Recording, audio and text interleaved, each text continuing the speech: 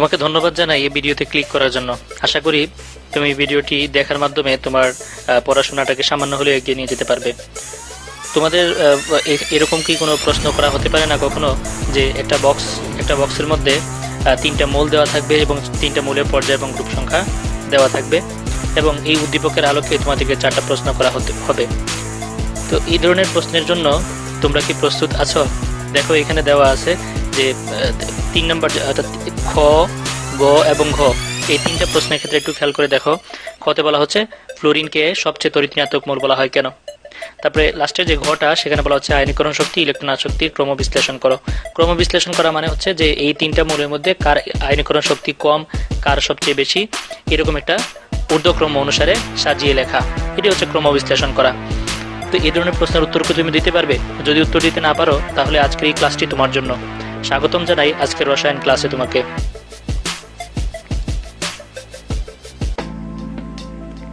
তো আজকে আমি যে বিষয়টা নিয়ে কথা বলবো সেটা হচ্ছে তোমাদের নবম দশম শ্রেণীর সিলেবাসের রসায়ন 4র্থ অধ্যায় অর্থাৎ পর্যায় সারণী। যে অধ্যায়টাতে পর্যায় সারণীর বিভিন্ন বৈশিষ্ট্য আলোচনা করা হয়েছে, বিশেষ করে তার পর্যায়বৃত্ত ধর্ম। তো আমার আজকের যে আলোচনার বিষয় সেটা পর্যায় সারণীর পর্যায়বৃত্ত ধর্ম। একটু পরে আমরা দেখব যে এখানে যে চিত্রটা দেখতে পাচ্ছি সেটা আমাদের অতি পরিচিত, আমাদের প্রিয় পর্যায় সারণী। এই পর্যায় সারণীটা এই কারণে তৈরি করা হয়েছে যাতে করে শিক্ষার্থীরা এবং রসায়নবিদেরা খুব সহজে বিপুল সংখ্যক যে মৌল আবিষ্কৃত হয়েছে সেই মৌলগুলোর বৈশিষ্ট্য সম্পর্কে জানতে পারেন। তো এই বৈশিষ্ট্যগুলা সাধারণত তোমাদের সিলেবাসে 6টা বৈশিষ্ট্য নিয়ে কাজ করা হয়েছে, আমরা একটু পরে দেখব। তো আমাদের আজকের মূল আলোচনার বিষয় হচ্ছে মৌলের পর্যায়বৃত্ত ধর্ম। মৌলের পর্যায়বৃত্ত ধর্ম আসলে কি? যে পর্যায় সারণীতে অবস্থিত মৌলগুলোর কিছু ধর্ম আছে, যেই ধর্মগুলোর কারণেই তাদেরকে একটা সারণীতে সাজানো হয়েছে এবং এটি হচ্ছে পর্যায় সারণীর সার্থকতা। পর্যায় সারণীর এই ধর্মগুলো কি কি? এর মধ্যে আছে ধাতব ধর্ম, অধাতব ধর্ম, পরমাণুর আকার, আয়নীকরণ শক্তি, তড়িৎ-ঋণাত্মকতা, ইলেকট্রন আসক্তি। এই 6টা পর্যায়বৃত্ত ধর্ম আছে। অর্থাৎ এই পর্যায়বৃত্ত ধর্ম এরকম যে তুমি যদি দেখো যে একটা পর্যায়ের বাম থেকে ডান দিকে গেলে তার ধাতব ধর্ম হ্রাস পায়, অধাতব ধর্ম বৃদ্ধি পায়। তো এটা শুধুমাত্র যে একটা পর্যায়ের জন্য প্রযোজ্য তা না, 7টা পর্যায়ের জন্যই কিন্তু এই নিয়মটা প্রযোজ্য। অর্থাৎ আমরা একটা পর্যায়ের জন্য এই বৈশিষ্ট্যটা যদি আমরা জানি তাহলে বাকি 6টা পর্যায়ের জন্য কিরকম হবে তা অনুমান করতে পারবো। যেমন পর্যায় সারণী যদি আমরা ডান দিকের একটা মৌল দেখি, তাহলে যেমন 17 নম্বর গ্রুপে যদি একটা মৌল দেখি তাহলে তাকে কখনো আমরা ধাতু হিসেবে কল্পনা করব না, আমরা বলবো সেটা অধাতু, কারণ পর্যায়বৃত্ত ধর্ম আমি এটা জানি। এই সুবিধাটাই হচ্ছে আমাদের পর্যায় সারণীর। তো তোমাদের বইয়ের যে 6টা পর্যায়বৃত্ত ধর্ম দেওয়া আছে তার মধ্যে জ্ঞানমূলক, অনুধাবনমূলক প্রশ্ন তো থাকবেই, পাশাপাশি তোমাদের যে প্রয়োগমূলক, উচ্চতর দক্ষতামূলক প্রশ্নে এ ধরনের সমস্যা দেওয়া হয়।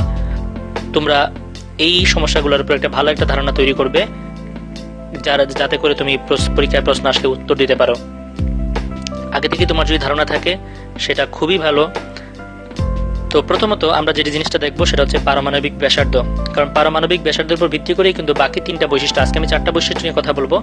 তো পারমাণবিক ব্যাসার্ধ যদি তুমি বুঝতে পারো তাহলে বাকি যে 3টা বৈশিষ্ট্য আছে সেই 3টা বৈশিষ্ট্য অবশ্যই বুঝতে পারবে। সুতরাং এখানে একটু ভালোভাবে তুমি মনোযোগ দাও। দেখো, পারমাণবিক ব্যাসার্ধ হচ্ছে একটি পরমাণু নিউক্লিয়াস থেকে সর্বশেষ শক্তিস্তর পর্যন্ত দূরত্ব। একটি পরমাণু নিউক্লিয়াস থেকে তার সর্বশেষ শক্তিস্তর পর্যন্ত দূরত্বকে বলা হয় পারমাণবিক ব্যাসার্ধ। চিত্রের মাধ্যমে বিষয়টা বোঝার চেষ্টা করি। এখানে দেখো একটা চিত্র দেওয়া আছে একটা মৌলের, যার শক্তিস্তর আছে কয়টা? 2টা শক্তিস্তর। আরেকটা মৌল আমরা দেখতেছি এখানে তার শক্তিস্তর আছে একটা। খুবই সহজে এটা বোঝা যায় যে কোনটার পারমাণবিক ব্যাসার্ধ কি হবে। এখানে লাল রঙের যে রেখা দেখা যাচ্ছে সেটাই হচ্ছে তার পারমাণবিক ব্যাসার্ধ। আশা করি পারমাণবিক ব্যাসার্ধটা তোমরা বুঝতে পারছো। দেখো এখানে নিউক্লিয়াস থেকে সর্বশেষ শক্তিস্তর পর্যন্ত দূরত্বকে দেখানো হয়েছে। পারমাণবিক ব্যাসার্ধের ক্ষেত্রে আমাদেরকে বিষয়টা জানতে হবে এরকম যে পর্যায় সারণীর একই গ্রুপের আমরা পারমাণবিক ব্যাসার্ধ কিরকম হয়, বাড়ে না কমে। একই পর্যায়ে আমরা পারমাণবিক সংখ্যা বৃদ্ধির সাথে সাথে তার ব্যাসার্ধ কি বাড়বে না কমবে, এই জিনিসটা আমাদেরকে জানা লাগবে। পারমাণবিক ব্যাসার্ধের গ্রুপ ভিত্তিক সম্পর্ক আমরা দেখি যে একই গ্রুপের মৌলগুলোর জন্য পারমাণবিক ব্যাসার্ধের কি অবস্থা দাঁড়ায়। দেখো আমি এখানে গ্রুপ নিয়েছি 1 নম্বর গ্রুপ, অর্থাৎ হাইড্রোজেন। এই যে গ্রুপটা শুরু হয়েছে হাইড্রোজেন দিয়ে, এরকম 7টা মূল কিন্তু 1 নম্বর গ্রুপের মধ্যে আছে। তো আমরা দেখতে চাচ্ছি যে এই পারমাণবিক সংখ্যা বৃদ্ধি পেলে অর্থাৎ উপর থেকে নিচের দিকে গেলে আকারের কি পরিবর্তন ঘটে।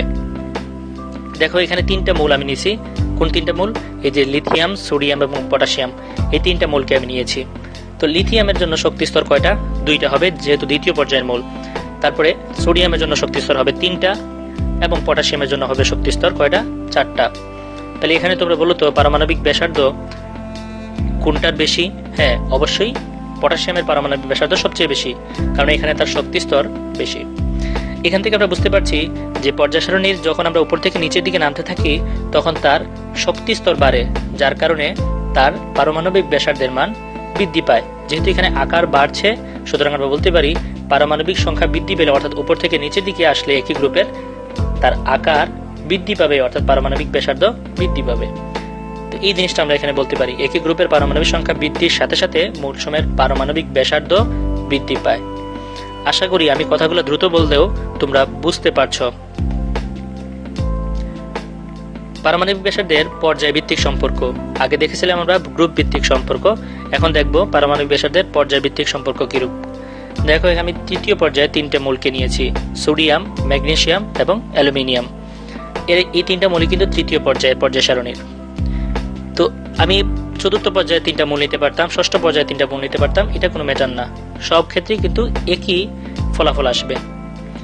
দেখো আমি 3টা মূলকে নিয়েছি। 3টা মূলের যদি শক্তি স্তর কল্পনা করি আমরা, সোডিয়ামের শক্তি স্তর আছে কয়টা? 3টা থাকবে, ম্যাগনেসিয়ামের জন্য 3টা থাকবে, অ্যালুমিনিয়ামের জন্য 3টা থাকবে। তো এখানে কি দেখতে পাচ্ছ তোমরা যে পরমাণু সমূহের আকারটা কমে যাচ্ছে কিনা? বাম থেকে যখন আমরা ডান দিকে যাচ্ছি তখন পরমাণু সমূহের আকার কমে যাচ্ছে, আকার এখানে কমতেছে। দেখো এখানে 3টা মৌলের পারমাণবিক ব্যাসার্ধের ক্ষেত্রে ডান দিকের অর্থাৎ অ্যালুমিনিয়ামের পারমাণবিক ব্যাসার্ধটা কিন্তু ম্যাগনেসিয়ামের চেয়ে কম, সোডিয়ামের চেয়েও কম। এর কারণটা কি হতে পারে? আসলে বিষয়টা হচ্ছে এরকম, আকার কমার কারণটা এখানে দেখো একটা চিত্র, প্রোটন এবং ইলেকট্রন পরস্পরকে কি করে আকর্ষণ করে, কারণ প্রোটন হচ্ছে ধনাত্মক চার্জ, ইলেকট্রন হচ্ছে ঋণাত্মক চার্জ। তো প্রোটন কোথায় থাকে? প্রোটনের বাসস্থান হচ্ছে এই যে নিউক্লিয়াস, প্রোটনের বাড়ি হচ্ছে নিউক্লিয়াসে, আর ইলেকট্রন থাকে কোথায়? সর্বশেষ শক্তি স্তরে ইলেকট্রন কথা আমরা চিন্তা করতেছি। তো এবার খেয়াল করো, যখন আমরা বাম থেকে ডান দিকে যাব তখন কিন্তু প্রোটন সংখ্যা, নিউক্লিয়াসের প্রোটন সংখ্যা বেড়ে যাবে। একইভাবে বাইরের স্তরে ইলেকট্রন সংখ্যা কি হবে? বেড়ে যাবে। আমরা আরো ডান দিকে যেতে থাকলে প্রোটন সংখ্যা কিন্তু আরো বাড়বে। যেমন এখানে সোডিয়ামের জন্য প্রোটন কতটা ছিল? 11টা ছিল। ম্যাগনেসিয়ামের জন্য প্রোটন কতটা ছিল? 12টা। অ্যালুমিনিয়ামের জন্য 13টা। তাহলে প্রোটন বাড়তেছে কিনা? প্রোটন বাড়তেছে। আবার বাইরের স্তরে ইলেকট্রন যদি আমরা চিন্তা করি, সোডিয়ামের বাইরের স্তরে ইলেকট্রন কয়টা থাকে? 1টা। ম্যাগনেসিয়ামের বাইরের স্তরে কয়টা থাকবে? 2টা থাকবে, 3s2। আর অ্যালুমিনিয়ামের বাইরের স্তরে কয়টা আছে? 3টা আছে, 3s2 3p1। তো অরবিটাল তোমরা ইলেকট্রন বিন্যাস থেকে এই জিনিসটা ধারণা পাবে। তো এখানে দেখো প্রতি ক্ষেত্রে আমরা যখন পর্যায়ে বাড়াচ্ছি তখন মানে পর্যায়ে যখন তাদের পারমাণবিক সংখ্যা বৃদ্ধি পাচ্ছে, আমরা যখন বাম থেকে ডান দিকে যাচ্ছি তখন তার প্রোটন সংখ্যাও বাড়ছে, একইভাবে ইলেকট্রন সংখ্যাও বৃদ্ধি পাচ্ছে। তো এতে যে ঘটনাটা ঘটে সেটা হচ্ছে যে যখন তোমরা স্বাভাবিকভাবে জিনিসটা কল্পনা করতে পারো যে একটা দেওয়ালকে যদি দুই দিক থেকে দুইজন লোক একটা দেওয়ালকে ধাক্কা দিতেছে, একজন এক দিক থেকে আরেকজন বিপরীত দিক থেকে ধাক্কা দিতেছে, দেওয়ালটা তো অবশ্যই কোনো পরিবর্তন হবে না, ঠিক আছে? তো এই আকর্ষণ করতেছে, মনে করলাম আমরা ধাক্কা দিতেছে মানে কি? আকর্ষণ করতেছে, একজন আরেকজনকে আকর্ষণ করতেছে, মাঝখানে দেয়াল। আচ্ছা, তো এখানে যে বলটা প্রয়োগ হবে দেয়ালের উপরে, যদি 10 জন মানুষ দেওয়ালকে ধাক্কা দেয় একদিক থেকে, আবার বিপরীত দিক থেকে যদি আরো 10 জন ধাক্কা দেয়, তাহলে দেওয়ালের উপর বলটা কোন সময় বেশি হবে? অবশ্যই 10 জন মানুষ যখন পরস্পরের দিকে ধাক্কা দিবে তখনই বেশি হবে। তো এই জিনিসটা এখানে ব্যাখ্যা করতেছে যে যখন প্রোটন সংখ্যা অর্থাৎ নিউক্লিয়াসের প্রোটন সংখ্যা যখন বেড়ে যাবে এবং ইলেকট্রন সংখ্যা যখন বাড়বে তখন প্রোটন এবং ইলেকট্রনের যে আকর্ষণ, সেই আকর্ষণটা বেড়ে যায়, যার কারণে পরমাণুর যে আকার, সেই আকারটা কমতে থাকে। আশা করি তোমরা বিষয়টা বুঝতে পারছো। এটা খুবই সাধারণ বিষয়, এটা খুব জটিল ভাবে নেওয়ার কিছুই নেই। রসায়ন খুবই মজার সাথে পড়াশোনা করলে রসায়ন আসলেই অনেক মজার। এই কথাটা মাথায় রাখলেই কিন্তু চলবে। তাহলে এখানে দেখা যাচ্ছে পারমাণবিক সংখ্যা বৃদ্ধির সাথে সাথে আকার হ্রাস পাচ্ছে। আচ্ছা, দ্বিতীয় যে পর্যায়ভিত্তিক যে ধর্ম সেটা হচ্ছে আয়নীকরণ শক্তি। আয়নীকরণ শক্তি জিনিসটা কি? বাইরের স্তর থেকে একটি ইলেকট্রনকে সরাতে। আমি সহজ ভাষায় লিখছি, তোমরা তোমাদের বইয়ে যে সংজ্ঞাটা দেওয়া আছে সেটা শিখবা জ্ঞানমূলক প্রশ্নের উত্তরের জন্য। তো আয়নীকরণ শক্তির ক্ষেত্রে সহজ কথায় যে বাইরের স্তরে, আমি এখানে একটা মৌল দেখাচ্ছি, এই যে একটা মৌল আছে তার তিনটা শক্তি স্তর, এখানে একটা মৌল আছে যার চারটা শক্তি স্তর। তো দুইটা মৌলের জন্য কিন্তু বাইরের স্তরে ধরো একটা ইলেকট্রন, এই যে কালো রঙের যে বলটা দেখা যাচ্ছে এখানে একটা ইলেকট্রন আছে। এই ইলেকট্রনকে কি করতে হবে? বাইরে নিয়ে যেতে হবে। বাইরে নিয়ে যেতে গেলে তাকে তাপ দিতে হবে, অথবা অন্য কোনো ভাবে তাকে বল প্রয়োগ করতে হবে যাতে করে ইলেকট্রনটা বাইরে সরে যায়। তারপরে আমরা শক্তি কি করতে হবে? প্রয়োগ করতে হবে। তো এবার আমরা একটু চিন্তা করে দেখি, আমরা আমাদের মতো করে চিন্তা করে দেখি কোনটার ক্ষেত্রে বেশি শক্তি দেওয়া লাগবে। দেখো, এই ইলেকট্রনটাকে বাইরে নিতে গেলে আকার ছোট যেটার সেটাতে বেশি শক্তি দেওয়া লাগবে, না আকার বড় যেটাতে সেটা বেশি শক্তি দেওয়া লাগবে? তোমরা যদি একটু চিন্তা করো, রসায়ন মানে বিজ্ঞানের শিক্ষার্থীরা মাত্রই কিন্তু চিন্তাশীল হয় এবং তাদের চিন্তা করার ক্ষমতা থাকে। তো একটু চিন্তা করে দেখো, এখানে নিউক্লিয়াস থেকে ইলেকট্রনের যে দূরত্ব, এখানে নিউক্লিয়াস থেকে ইলেকট্রনের দূরত্ব কি সমান? না, অনেক বেশি। তাহলে এই নিউক্লিয়াসটা ইলেকট্রনকে অধিকারে রাখবে বা টেনে রাখবে বেশি, না এটা রাখবে বেশি? অবশ্যই আকারে যার ছোট সে বেশি আকর্ষণ দ্বারা তাকে আটকে রাখতে চাইবে। যার কারণে এই ছোট আকারের মোলটা থেকে আমরা একটা ইলেকট্রনকে সরাতে বেশি বল প্রয়োগ করতে হবে বা বেশি শক্তি দেওয়া লাগবে।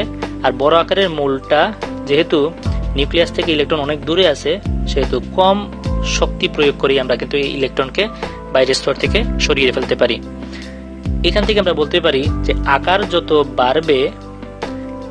বাড়লে আয়নীকরণ শক্তির মান কি হবে? কমবে। এই যে বড় আকারের মৌলের জন্য আয়নীকরণ শক্তির মান কম, ছোট আকারের মৌলের জন্য আয়নীকরণ শক্তির মান বেশি। এই জিনিসটা খুব ভালো করে মাথায় রাখো। আকারের সাথে কিন্তু সবকিছুর সম্পর্ক। পরবর্তী স্লাইডে আমরা দেখি আয়নীকরণ শক্তির গ্রুপ ভিত্তিক সম্পর্ক। এখানে গ্রুপ আমরা ওই আগের মতো করে 1 নম্বর গ্রুপ নিয়েছি। 1 নম্বর গ্রুপে 3টা মৌল আমি নিলাম, লিথিয়াম, সোডিয়াম এবং পটাশিয়ামকে। তো এবার তোমরা বলো তো কোনটার আয়নীকরণ শক্তির মান বেশি হবে? অবশ্যই বাম দিকে যে মৌলটা আছে তার আয়নীকরণ শক্তির মান, অর্থাৎ উপরে বাম দিকে, এখানে চিত্রের মধ্যে বাম দিকে গ্রুপের মধ্যে উপরে যে মৌলটা আছে তার আয়নীকরণ শক্তির মান বেশি। তারপরে সোডিয়ামের তার চেয়ে কম, পটাশিয়ামেরটা হবে সবচেয়ে কম। কারণ এখানে প্রতি ক্ষেত্রে কি হচ্ছে? আকার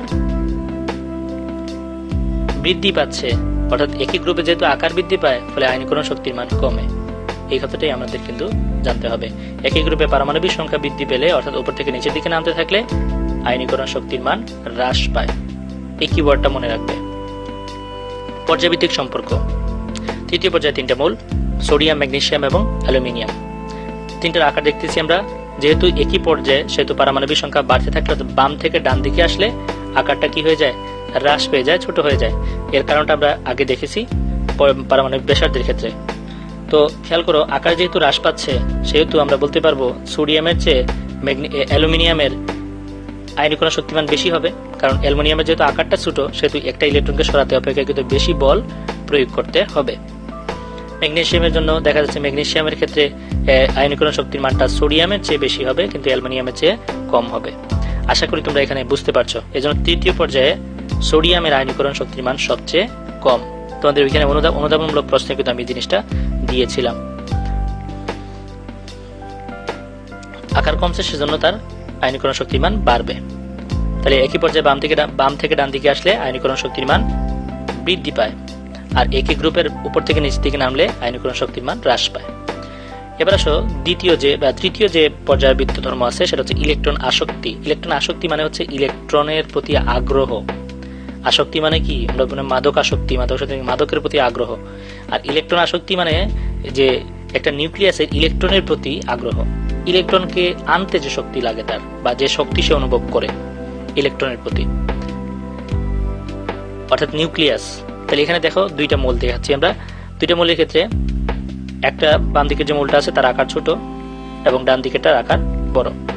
তো এক্ষেত্রে আমরা পারমাণবিক ব্যাসার্ধ যদি চিন্তা করি তাহলে অবশ্যই আকার বড় যেটা তার পারমাণবিক ব্যাসার্ধ বেশি, এবং 2টা মৌলের বাইরে 2টা ইলেকট্রন আছে। এই ইলেকট্রনটাকে ভেতরে নিয়ে আসতে হবে। তাহলে বলো তো এই ইলেকট্রনটাকে কে বেশি আকর্ষণ করবে? ছোট মৌলটা বেশি আকর্ষণ করবে না বড় মৌলটা বেশি আকর্ষণ করবে? একটু চিন্তা করলেই তোমরা বুঝতে পারবে। হ্যাঁ, অবশ্যই ছোট মৌলটা এই ইলেকট্রনটাকে বেশি আকর্ষণ করবে, কারণ ইলেকট্রন হচ্ছে ঋণাত্মক চার্জ বিশিষ্ট আর নিউক্লিয়াস হচ্ছে ধনাত্মক চার্জ বিশিষ্ট। ফলে এই ইলেকট্রনকে নিউক্লিয়াস যদি দূরত্ব কম হয় তাহলে আকর্ষণটাকে অনেক বেড়ে যাবে কুলম্বের সূত্র অনুসারে। তো যেহেতু ছোট মৌলটা বেশি আকর্ষণ করবে, বড় মৌলটা অপেক্ষাকৃত কম আকর্ষণ করে, এ কারণে বলতে পারি আকার ছোট যদি হয় তাহলে আকর্ষণ ক্ষমতা বেশি হবে, ফলে ইলেকট্রন আসক্তির মান বেশি হবে। তাহলে আকার বাড়লে ইলেকট্রন আসক্তির মান কমে যায়, আর আকার কমলে ইলেকট্রন আসক্তির মান বেড়ে যায়। এই কথাটা বুঝতে পারলে আমরা কিন্তু গ্রুপ ভিত্তিক এবং পর্যায়ভিত্তিক সম্পর্ক খুব সহজে বুঝতে পারবো।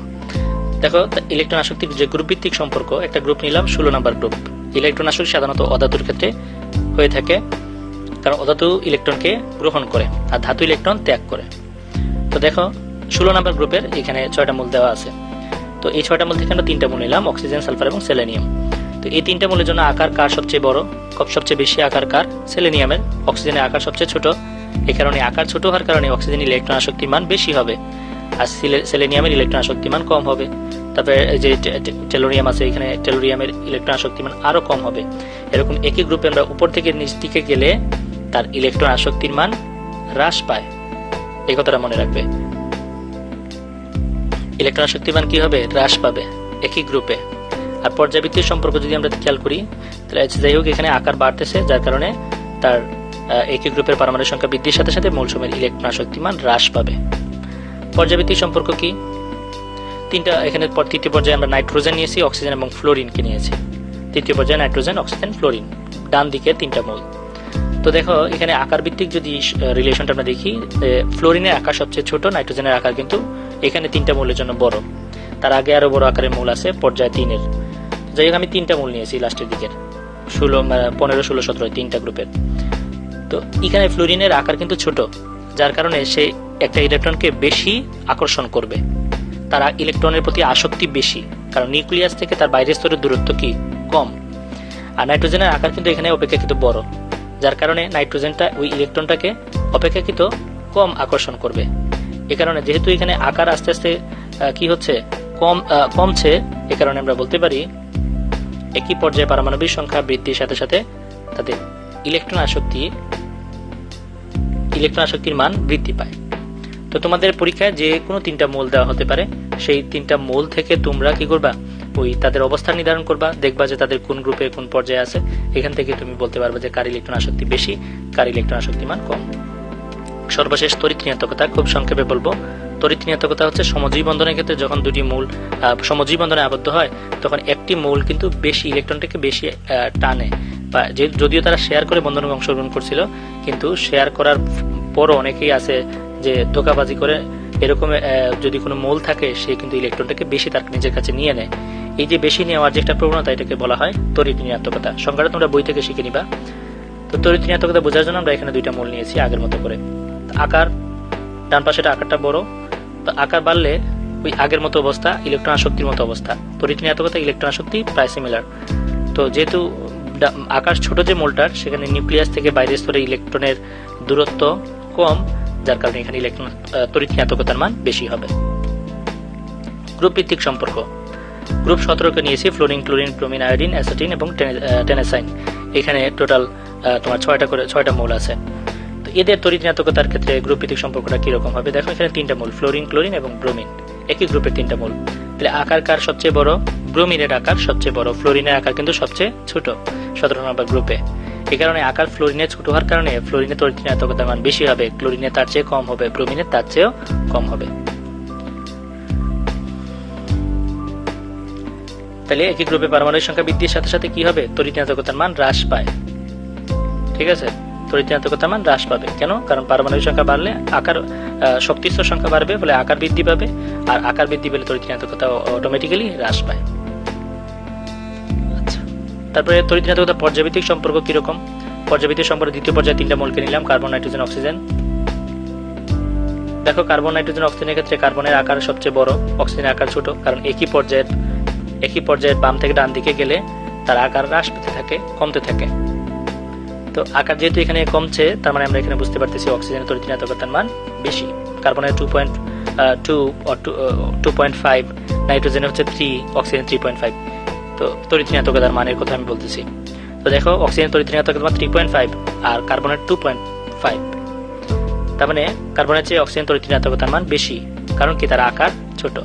এই কারণে আমরা বলতে পারি একই পর্যায়ে বাম থেকে ডান দিকে গেলে তার তড়িৎ ঋণাত্মকতার মান কমতে থাকে না বাড়তে থাকে? বাড়তে থাকে। যেহেতু আকার হ্রাস পায় সেজন্য তড়িৎ ঋণাত্মকতার মান বৃদ্ধি পায়। আর তড়িৎ ঋণাত্মকতা হচ্ছে একটা ইলেকট্রনকে টানার ক্ষমতা বা ইলেকট্রনকে আকর্ষণ করার ক্ষমতা। একই পর্যায়ে পারমাণবিক সংখ্যা বৃদ্ধির সাথে সাথে মৌল সমূহের তড়িৎ ঋণাত্মকতার মান বৃদ্ধি পায়। আশা করি এটুকু পর্যন্ত আমি যা যা বলেছি তোমরা বুঝতে পেরেছ। তো আমি যদি একটু সামারাইজ করি পুরো বিষয়টাকে, তাহলে এভাবে হবে যে পারমাণবিক ব্যাসার্ধ একই গ্রুপে কি হয়, বাড়ে। পারমাণবিক ব্যাসার্ধ একই গ্রুপে উপর থেকে নিচের দিকে নামতে থাকলে বাড়তে থাকে, যেহেতু শক্তি স্তর বাড়ে। আর একই পর্যায়ে কমে, কারণ এখানে ইফেক্টিভ নিউক্লিয়ার চার্জ কাজ করে, অর্থাৎ প্রোটন এবং ইলেকট্রনের মধ্যে আকর্ষণ বেড়ে যায়, যার কারণে আকার কমে যায়। একই পর্যায়ে আকার কমে। আয়নীকরণ শক্তি একই গ্রুপে উপর থেকে নিচ দিকে নামলে কমতে থাকে, একই পর্যায়ে বাম থেকে ডান দিকে গেলে বাড়তে থাকে। ইলেকট্রন শক্তি একই গ্রুপে উপর থেকে নিচ থেকে গেলে কমতে থাকে, আর একই পর্যায়ে বাম থেকে ডান দিকে গেলে বাড়ে। তড়িৎ ঋণাত্মকতারও একই অবস্থা। ব্যাখ্যাটা আমি দিলাম, তোমরা যদি তোমাদের পরীক্ষায় কখনো প্রশ্নটা আসে কি করবা, ব্যাখ্যা দিবা। শুধু আনসার লিখতে হবে না, একদা উত্তর দিলে হবে না, এটা ব্যাখ্যা লিখতে হবে। যে কথাগুলো আমি বলছি এভাবে তোমরা অনুশীলন করবে, শিখবে। কারণ আমি এটা বিশ্বাস করি তোমরা অনেক কিছু জানো এবং তোমাদের পড়াশোনার স্পিড অনেক বেশি বলে আমি বিশ্বাস করি। এই কারণে তোমরা সবসময় পড়াশোনার সাথে থাকবে এবং বিজ্ঞানের সাথে থাকবে, বিশেষত রসায়নের সাথে থাকবে, এটাই আমি প্রত্যাশা করি। বাড়ি কাজ হিসেবে যে প্রশ্নটা দিয়েছি সেটা তোমরা লিখে খাতার মধ্যে লিখে শিখতে পারো। এবং এই ছবি যেটা তুমি আনসারটা যেটা লিখবে সেই আনসারটা আমাকে দেখানো লাগবে না, তুমি এটা শিখবে। কোনো এক সময় আমি এইটার উপর ভিত্তি করে তোমাদের পরীক্ষা নিতে পারি। আশা করি তোমরা সবাই সেই পরীক্ষায় অংশগ্রহণ করবে। তো শিক্ষার্থীরা, এতক্ষণ পর্যন্ত মনোযোগ সহকারে আমার ক্লাসটি দেখার জন্য ধন্যবাদ জানাই।